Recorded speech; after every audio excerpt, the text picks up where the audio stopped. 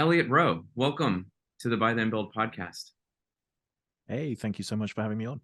Yeah, I'm super excited to chat with you today. So, Elliot, I want to start just by saying that when I met you, which was not too long ago, okay, I didn't know who you were. Okay, we have a mutual friend, okay, who's a member of the acquisition lab and all this, and we're both staying at his house. And I did talk to you for a minute at dinner, but really, we're sitting next to each other in a sauna, scantily dressed. Okay, and we started a You're conversation. going to tell all the secrets here, Yeah, Walker. yeah. But here's the thing. Here's the thing. I like run cold. Like I'm not like But Mike had this cold plunge, and so like we're sitting in the Mhm. sauna. He's talking about like the cold plunge sauna combo. Neither one of us had done the cold plunge thing before. Okay, you like Yeah. bravely got out, and I was like, I'm not gonna do it. I'm not gonna do it. And of course, I know nothing about you at this time. You get in the cold plunge, and I just like you get right in. You get in slowly, methodically. You do not stop to cringe at any moment, and then I just see your whole face go stoic. You're just sitting there like this, looking ahead, and I'm looking out through like the sauna like door, right? You're waiting for the You look at scream. me like this. And it was like and I was like, oh my God, this guy's a machine.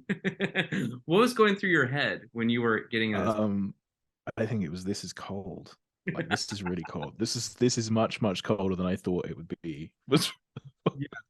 So But yeah, I tried to sort of zone out and hit the 2 minute mark, which was the challenge that we set. so so Elliot, you are really the leading expert in mindset optimization for high performers. I'm certainly one of them. Yeah. Yeah, I like to think. Yeah. So yeah, basically the work that I do is high performers in different industries. So this can be professional athletes, owners of companies, Wall Street traders, a lot of professional gamblers I've worked with over the years, people who are looking to get an edge in something that's very competitive. So they work with me to help understand their mental blocks, work through those mental blocks, and reach a highest, basically just a higher state of performance.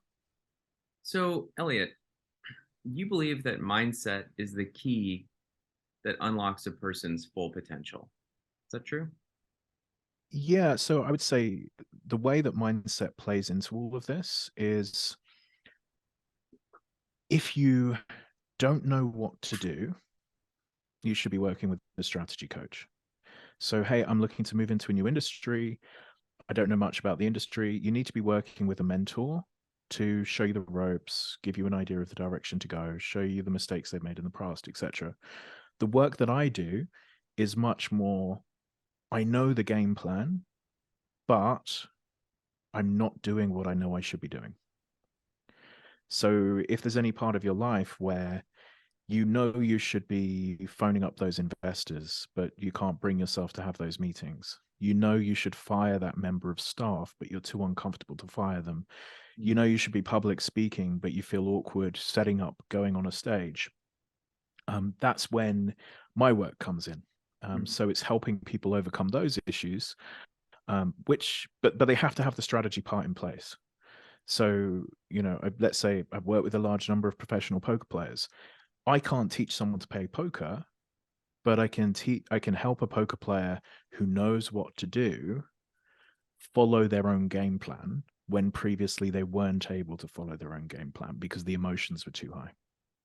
Okay, let's drill into that. They know what to do. Okay, so in other words, some of the things that lead to high performance is just basic skill and ability.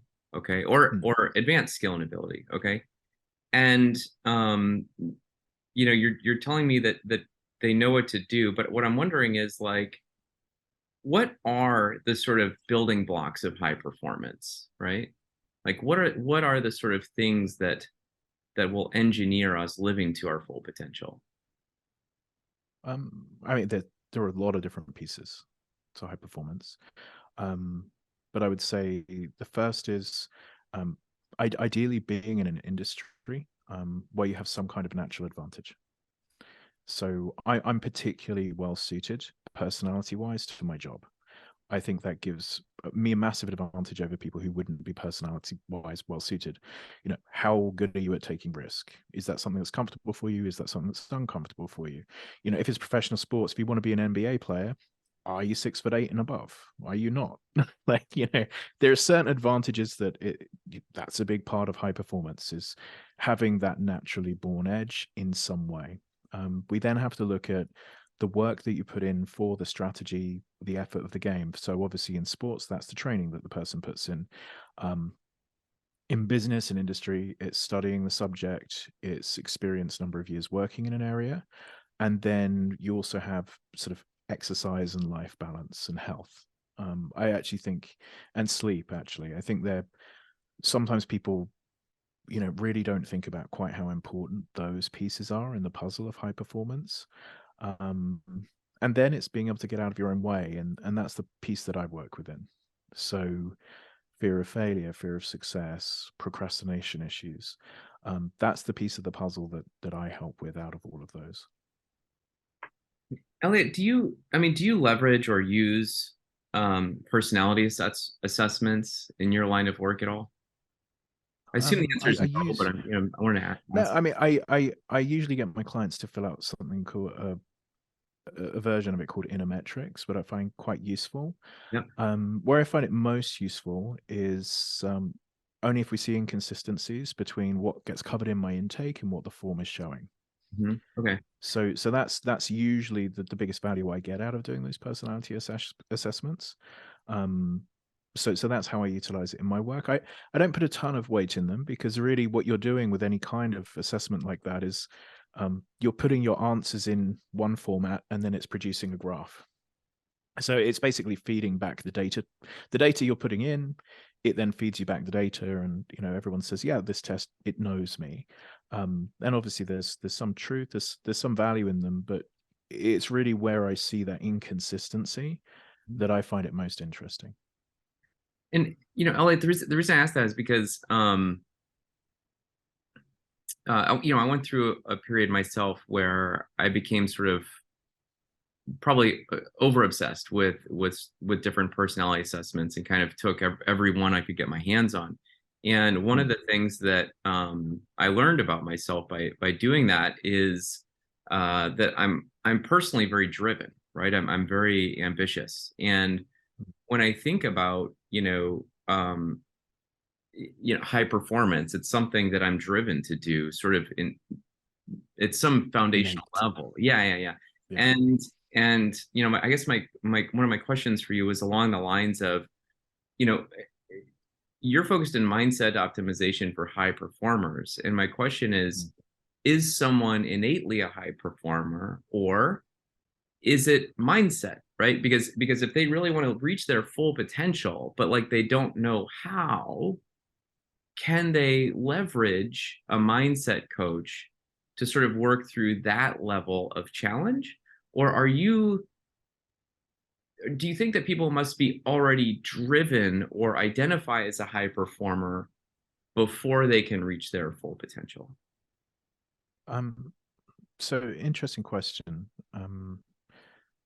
I guess the way that I would view it is, if you're a high performer, I mean, if you're actively seeking out mindset work to improve your performance, you're probably a high performer.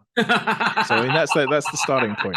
So I mean, that in itself says something. If you want to be investing in your mindset, like, chances are you're driven in that way. You have a Mhm. reason to do it. Um, that being said, a lot of people, they do just get in their own ways. Yes. So, Tell me. and that's the sort of work where the mindset work can help. So let's say someone understands exactly what to do. They've been given an incredible opportunity. Mhm. So, the dad is willing to pass down the company. Um, it's going to be an exceptional opportunity for the son. The son feels uncomfortable taking on the responsibility. Mhm. So that would be one where he needs to be working on that sort of, why are you uncomfortable? Why don't you feel you're worthy? Why do you feel you're incapable, etc. Makes sense. Um, so in that side of things, that's the sort of work that we would do. And people who find me specifically, they are only high performers. So now with the place that I am in my career, um, you know, I'm known for doing a very niche, working in a very niche part of the industry. Mhm. If anyone decides they want to work with me, they're going to be pretty serious in whatever industry it is they're doing, whether that's they're on Wall Street or athlete or whatever else.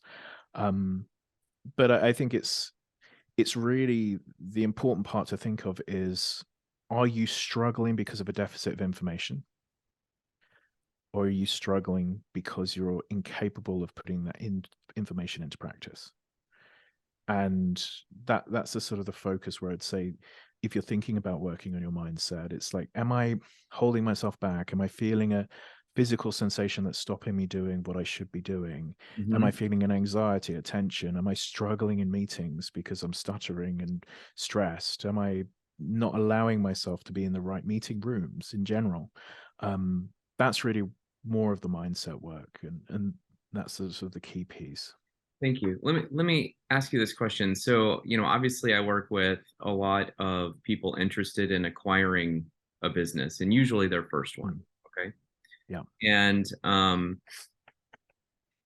one of the items that or challenges that comes up with my readers or my clients or whatever it might be is over and over again, especially those that are the closer you are to having mm, just graduated with your MBA, the more likely you are to get hung up in this, which is this sort of, they're trying to overanalyze the risk out of an acquisition. Okay. And mm, ultimately I just have to tell them, look, I don't sell, sign up for my course and you'll be cash flowing in 90 days. Like, this is like you are taking a massive risk and you're mm. taking a leap of faith in order to change your life, and you can do it. Okay. Right. And so it's one of these, like, they have to get over the fact that there is risk involved, right? And the fact Yeah, that, yes, when you are looking at a business that's for sale, you're looking at a business that exists in its own, as its own entity currently. But there's one thing missing, which is you are not the CEO of that company yet, which is the first thing that changes on the first day, mm, which is a massive change, right? Right. yeah, It's really the little thing that makes the big difference. And so everything you're looking at is kind of meaningless to a certain yeah, degree, right? So people will, there was a stat that I read about 15 years ago that wouldn't surprise us as entrepreneurs, but it's something like 10% of people that actually start looking for a business to acquire actually close on one. Today, I yeah, can tell you, even the best search funds with all the funding and all the rest of it, it increases to like 25%. So somewhere between 75 and 90% of people that start looking for a business to acquire never buy one. And I have yeah. to think it's because they know they're supposed to do it, but they're unable to take this leap. Is this a mindset issue at its core, or is this a risk, um, an aversion to risk that's sort of like taking hold as they approach the line? I mean, so it's both, I would say, because aversion to risk is a mindset issue. Um, I It mean, is. we've got to say, like, let's be fair about those percentages. Some percentage of those people probably shouldn't be That's right. acquiring a business. Agree. So, Agree. for some of those people, it's rational that they don't end up in that situation. Mhm. Um, there's probably a good percentage of those people where it is the rational and correct decision, but they're feeling a spike of anxiety when it comes down to taking this on. There's probably a lack of confidence there. And you also have, I would assume, in this situation, a lot of peer pressure from family and friends. So, hey, I'm going to acquire a new business. A lot of people struggle with the negativity of, why would you want to take that risk? Get yourself a 9 to 5 job, etc., etc. That can't work. This is a scam, whatever it might be. So I would think they're probably falling off because of a number of different reasons, from, not willing to take the risk, lack of confidence, peer pressure from others, and then in some cases, uh, you know, a correct decision that for them taking on a CEO role isn't the right role for them to take on. Mhm. What I mean, at the risk of pushing you into a space where you're not familiar with this specific profile of people, but like, what would you tell these Mm. people? Like, how should they go about assessing where they are? Did you say, by the way, that that aversion to risk is a mindset issue, or you said it's not a mindset issue? No, I think it is. I Yeah. think it is a mindset issue. Yeah, it's if you want to be a business owner, it's a mindset issue. If Yes. if you want a 9 to 5 job, it's not. It's a mindset issue if you're trying to acquire a company. Yeah. So so yeah, I mean that's the way I view that. And sorry, you were saying.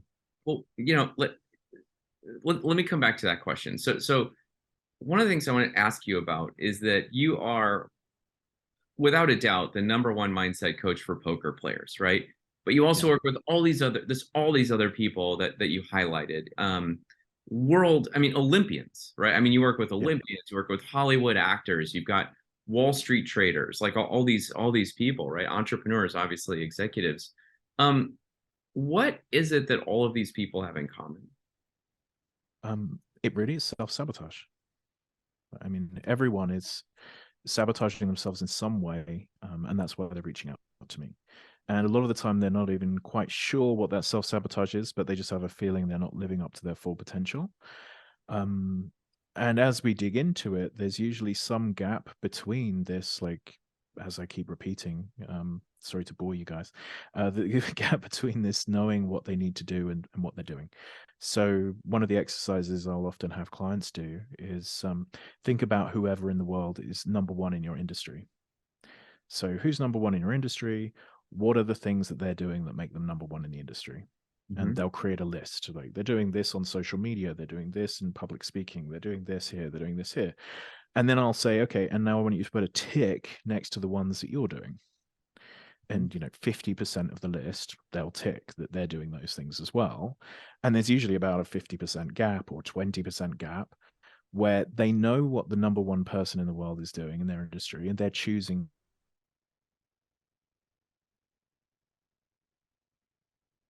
gap.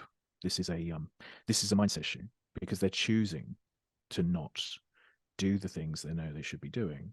And this can be as a form of ego protection. So if you don't give 100%, then Mm-hmm. if you fail, you can say, hey, well, I didn't give 100% anyway.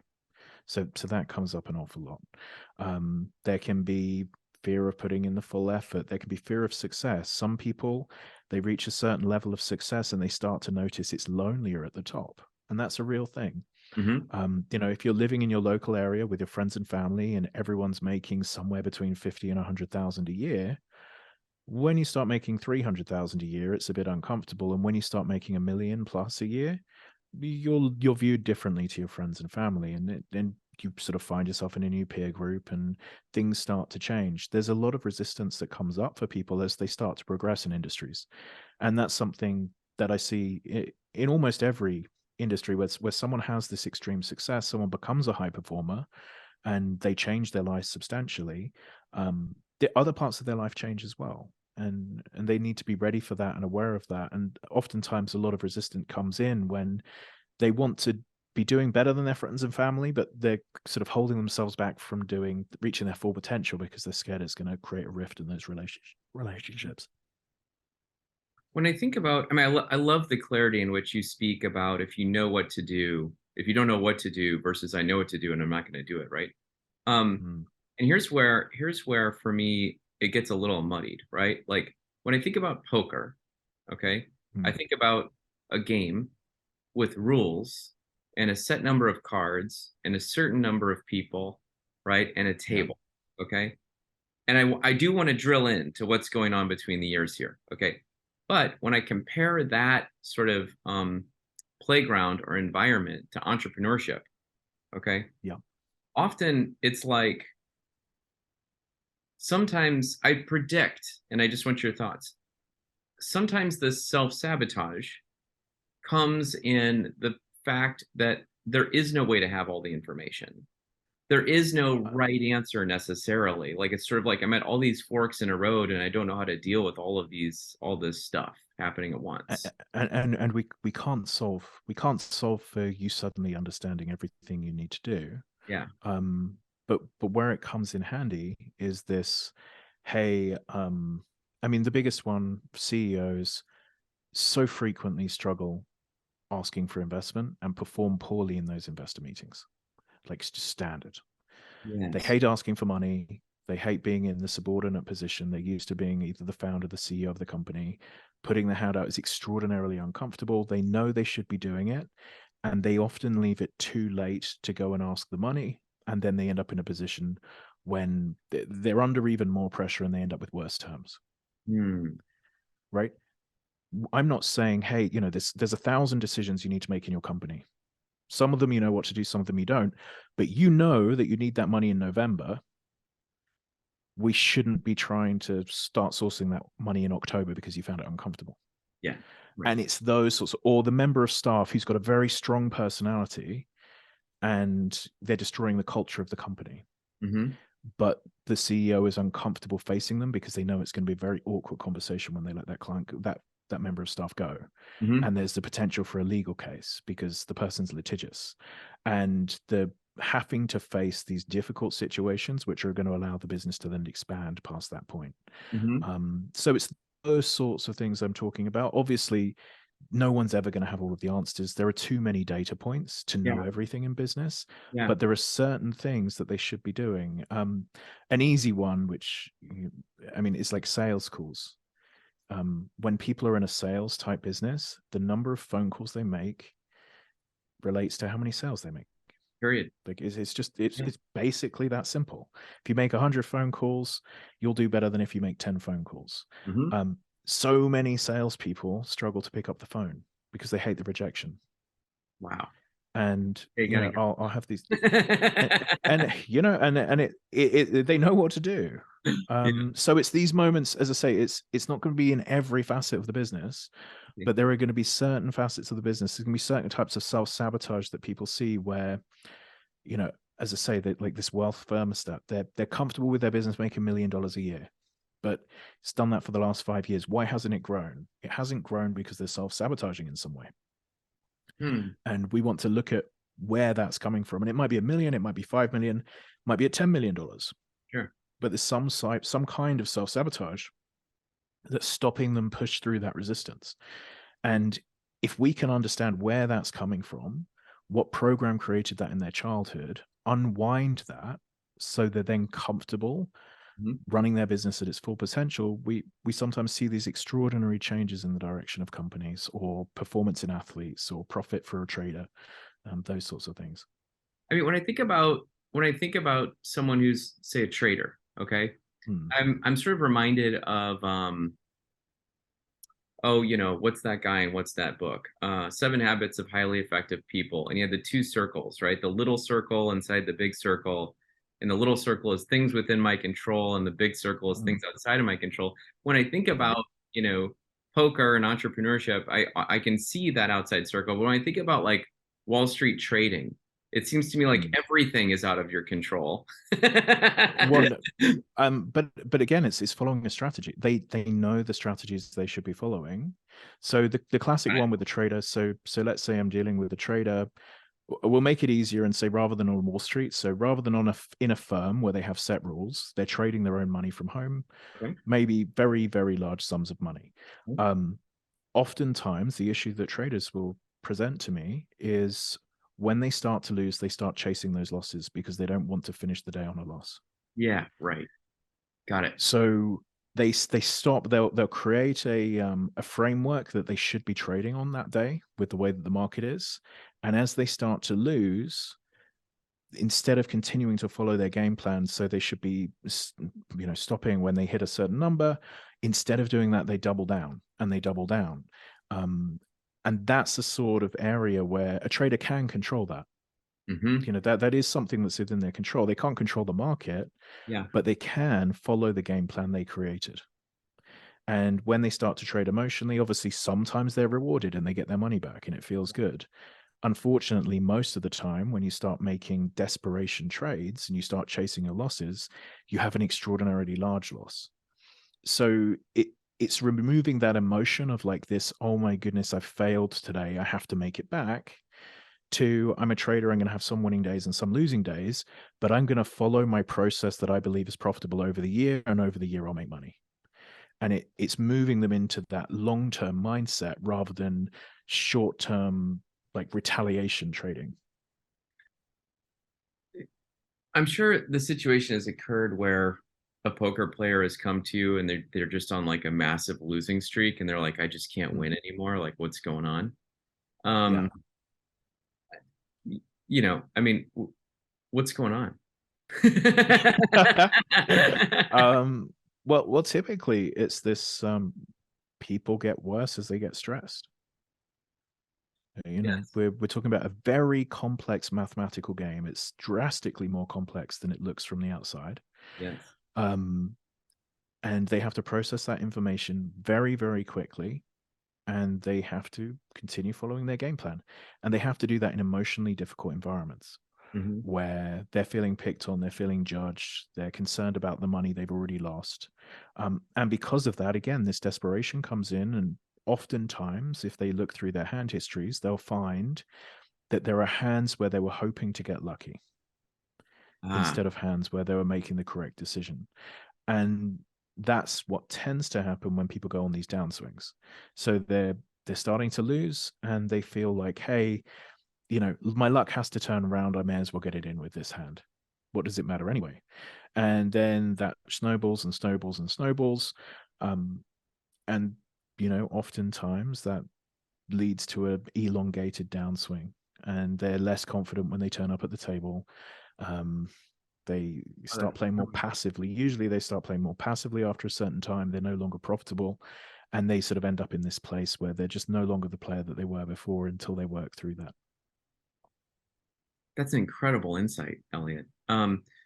Listen, your mindset coaching system that you've developed, Yeah. okay, leverages hypnotherapy. Yeah. Um, I'm sorry, dude. WTF? Like hypnosis? Like I'm Yeah, reminded funny, of like huh? watching Scooby Doo as a kid, you know, with like the eyes spiraling. Like really? Yeah, What's going a on watch. here? Um, yeah, so hypnosis, unfortunately, you know, media portrays it in a certain way, shall we say.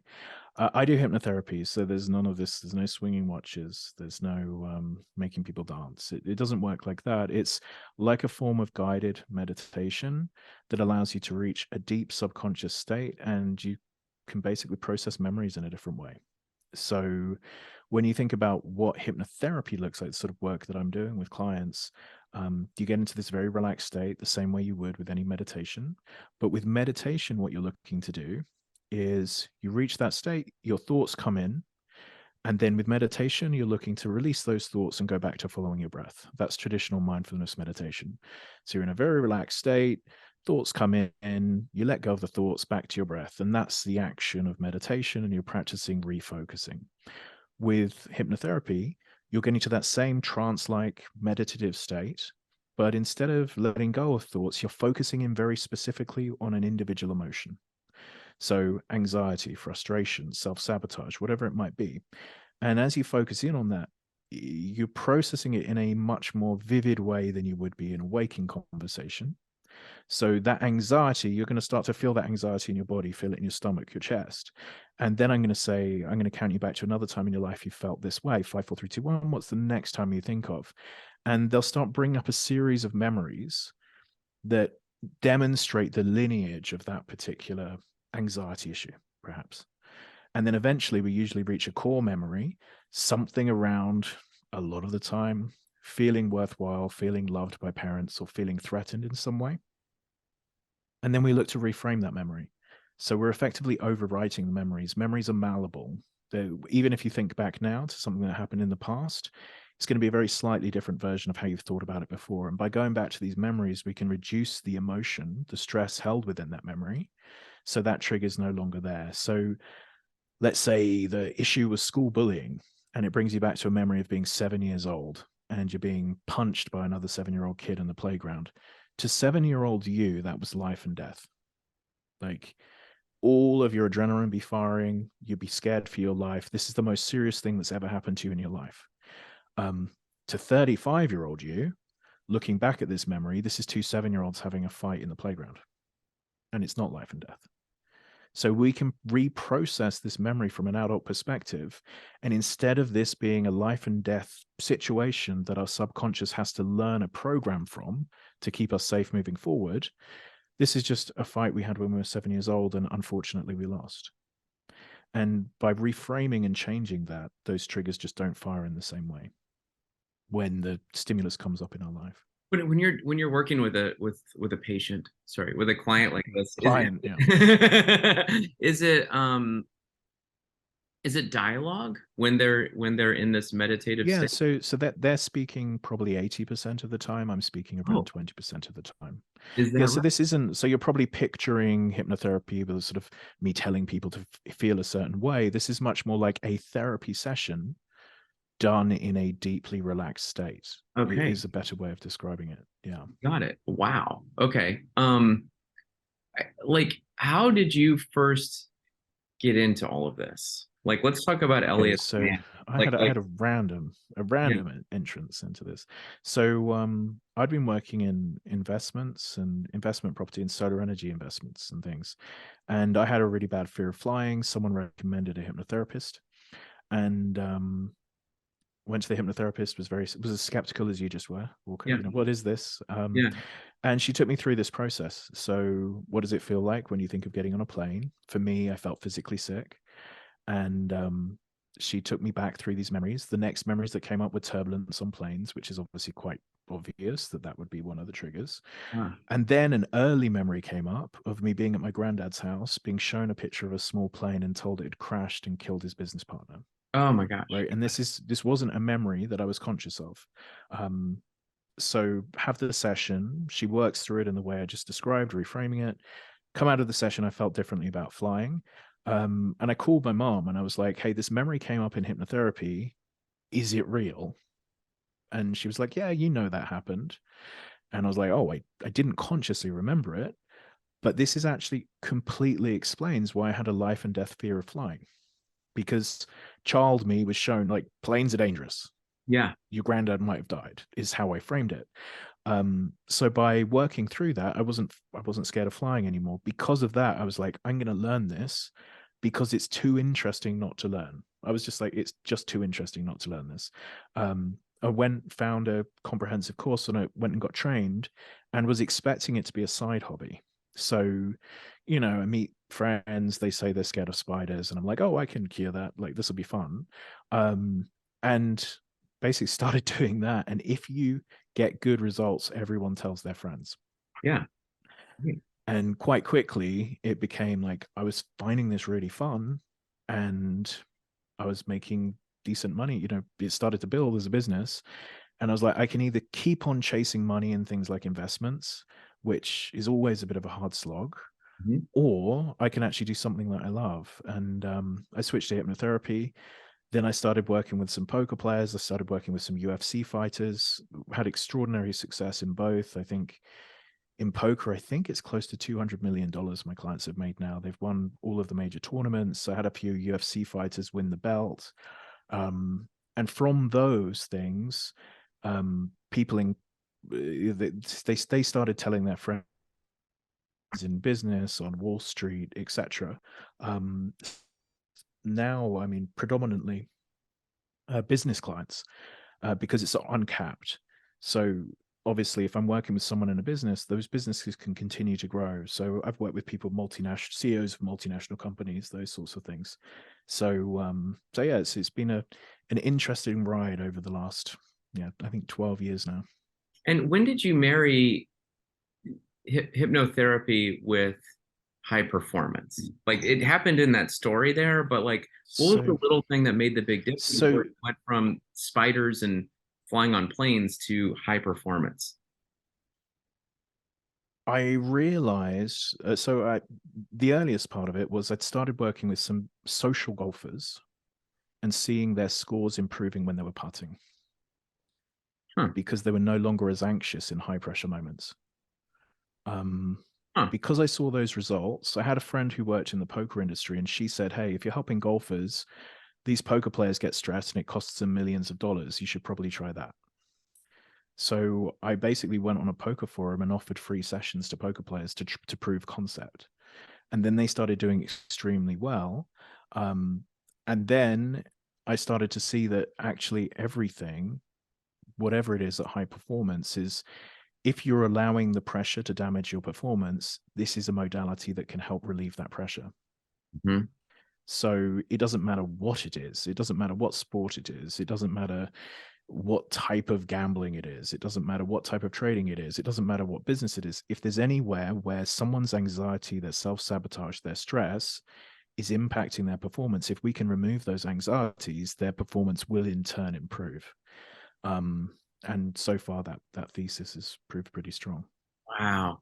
Do you believe that these changes are permanent? In other words, explaining like, hey, I have a fear of flying, and then understanding the logic behind, oh my gosh, now I get it, and now you can sort of move on and past that is one thing, but that's very concrete and easy to understand. Whereas you just described putters improving because they're no longer anxious in stressful situations. Like, Hmm. so not having explored to Oh, the level you so, have, is it permanent? s yeah. So I mean, it's not. You can't always say, "Hey, something is always permanent." If someone quits smoking, do they quit forever? They might do. They might not. We usually see long-term change if we've hit the root cause issue. So if it's a fear of public speaking and we hit the root cause issue and it was you were 8 years old and the teacher had mocked you in front of the class and we've resolved that issue, oftentimes it will improve that fear of public speaking forever. Yeah. Um, it doesn't take it from a 10 to a 0. So let's say my fear of flying was a 9 or a 10. I hate it. Like, I'd be worried for a week before getting on a plane. Um, my fear of flying now is probably a 2 out of 10, Ah. but it's not 0. It doesn't take you from 10 to 0, but it takes you to what would be considered a more normal level. Mhm. So if your fear of public speaking is, if I step on the stage, I'm sweating, I'm shaking, then hypnotherapy is going to get you from that 10 to a 6, but getting from the 6 to a 2 is going to be the practice of putting in a lot of effort learning to public speak and be very good at it. Mhm. So all of these things have some level of effort that the person needs to make afterwards to continue to practice in that area. So so it's like sort of a combination of, there will be long-term change, but we're not saying we're curing you, we're making it much easier than it was previously. And then the more work you put in, the better it will be. So if it's sales calls, it's going to be easier for that salesman to make the call, easier for them to face rejection, but they're still going to improve over time if they put in more practice, and they're more likely to put in practice if it's then easier. Does that make sense as a Yeah. process there? Yeah. Thank you. So Elliot, were you a high performer before you got into all this? Um, I think I was a high performer in some areas Yeah. before I did this. Yeah. Yeah. So But you were yeah, driven and so as I say, ambitious. I was driven and ambitious. Yeah. Yeah. I'd Understood. competed in sports. I'd had a Mhm. number of different businesses. So yeah, I was someone who I was always pushing, Got and it. it came quite naturally. So I struggle to understand still, and I think it's because of my peer group now. I'm talking to, when people don't want to find out how well they can do, Yeah. it's hard for me to understand. Yes. And that Yeah. fits very well with the niche I work with. I wouldn't be so good at working with people with depression issues because it is not something I understand in quite the same way. For me, it makes sense that someone would want to better themselves. They want to see Mhm. where they can end up, improve their network, have sort of peak experiences, all of those things. Um, so yeah, I that's why I fit into this niche. Elliot, tell me about your childhood. My childhood in general. So I want to let me share a story with you real quick. I was at a entrepreneurship accelerator, right? I'm in this cohort of people starting companies, and there was a psychologist there, and we all go out to dinner and we sit down, and I end up sitting down right next to the psychologist. Okay, and Yeah, she's been running these sessions for our group over Zoom. On disc profiling, right? And yeah, I was like, look, I feel like I owe you an apology. Like, I've never shown up for your session, and like I know my disc profile, and like I used to give it to my employees, and like I run the companies, but by this and da da da da, and it's how I ended up becoming a top sales performer. Because is that I would understand the disc profile, and I would try to categorize people so that I would know how to talk to them. And it wasn't Yeah. manipulative. It's just I understood how they wanted to receive How information. they wanted to be communicated with. Yeah. Exactly, exactly. And she said, well, and I'm sorry, I need to back up. I'm so sorry. Because she's a psychologist, we sat down and I said, tell me about your childhood, right? And we were kidding. I was joking with her. Yeah. And sorry, fast forward. And so she said, well, what's your disc profile? And I said, well, look, I know that I'm even disc certified, right? Because it was one of the things Hmm. that I did, and I was like, well, it doesn't happen. Like it's not frequent, but I actually have three traits that are above the line. I'm a high Hmm. D, a high I, and a high C, Okay. and a very low S, like a low S Yeah. to the point that probably is my defining characteristic. And she goes, it does happen when there's three attributes above the line, but do you know when it happens? And by this point in time, we're dominating the whole table's conversation, right? So Right. everyone's listening. And I go, no, when does that happen? And she goes, it's when there's a history of emotional abuse. And Oh then my there goodness. was this big pause, pregnant pause. And then she goes, tell me about your childhood. And I was like, I'm sorry, I'm very uncomfortable right now.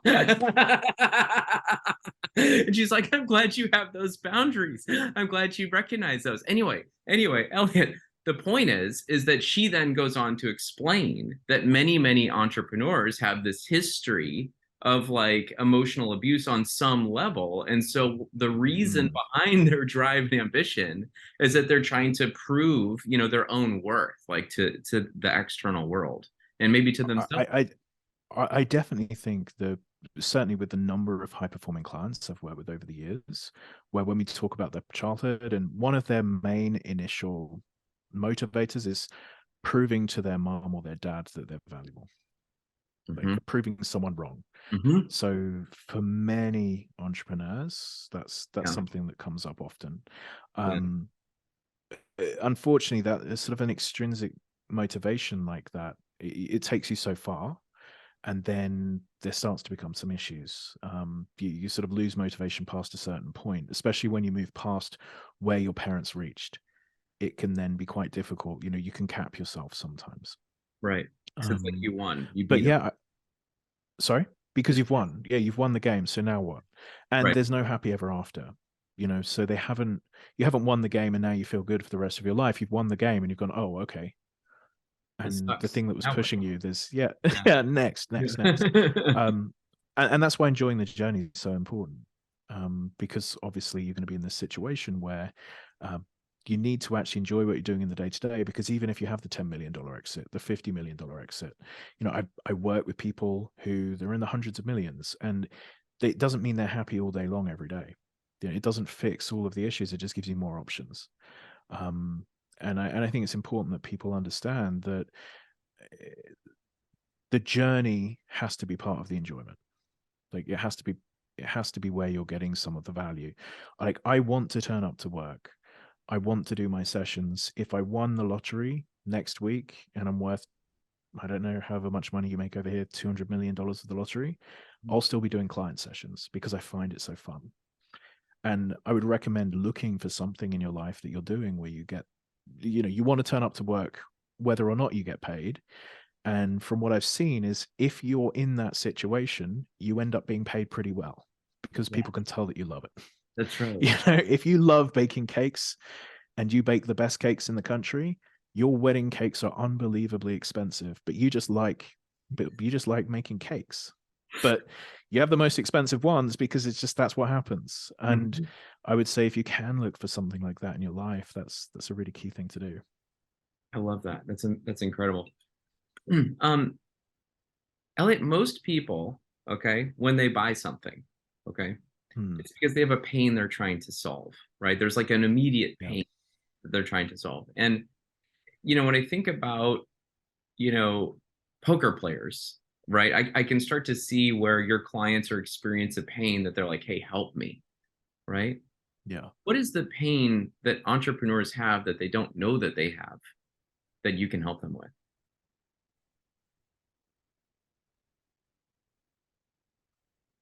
I mean, a lot of the time they know about that pain.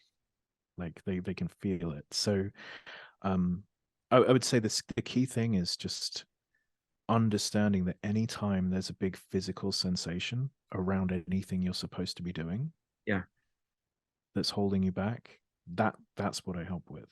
So the thing that feels like there's an invisible force field holding me back from doing this. Mm. Like, I can't understand why the other companies in my industry, they're all moving past us, and it seems like I know the same information as them, but for some reason I'm held back. Or, you know, vices. I find myself gambling away the money, making investments in businesses I shouldn't be investing in when I get a certain amount of money. I mean, the entrepreneur, I'll tell you the big one. I'm going to give the best advice that for everyone on this. Um, when entrepreneurs have an exit from a company, nearly all of them start investing in startups and lose all of the money. Well, Hmm. not all of it, but they take themselves back to an uncomfortable level of money. And I've seen it over and over again. And so if you're an entrepreneur, if you're going to reach, you're going to reach a level where you're going to have the, yeah, I mean, it's just the self-sabotage that I see. And some of the time I'm convinced some of the time the entrepreneur is trying to put their back against the wall, Hmm. because that's when they felt most productive. Yeah. So entrepreneurs are usually good when their back's against the wall, and they don't like not having a problem to think about. And oftentimes post exit, they'll create problems to think about when there was no need for them to have another problem in their life. Yeah. So that's something I would be acutely aware of. If you're an entrepreneur, if you're close to an exit, I've been telling my clients now, like, get the money. You're not allowed to invest in anything for a year. Yeah. Just for a year, you can't invest in any companies, any startups. You're going to go travel the world. You're extremely rich. Come back in a year and see what you want to invest in. But for 12 months, like, none of this reflective, like, as soon as the money comes into the bank account, push it back out again into, Yeah. it's just Mhm. over and over again. I see that self-sabotage happening. That's great. And for anyone who hasn't exited a business yet, when you do, it's just quite incredible.